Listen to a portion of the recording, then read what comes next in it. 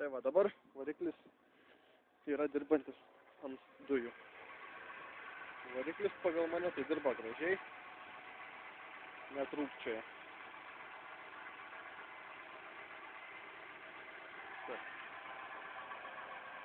Dabar perjungsiu ant benzino.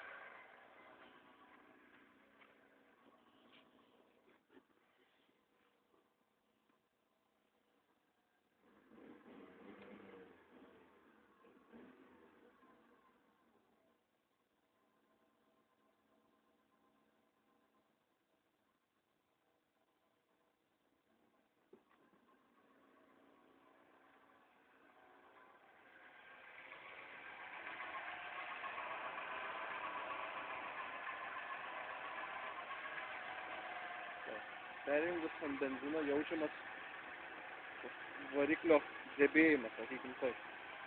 Ir neaišku, nelabai suprantu, dėl ko jisai čia yra atsiradęs, dėl ko jis taip suvirpė.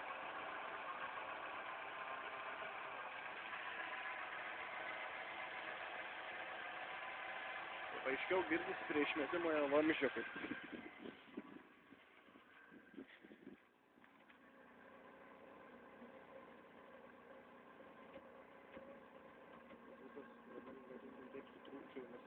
Daugiau pasireiškia per, girdisi tiksliau per išmetamą vamzdį, bet variklis dirba netolygiai.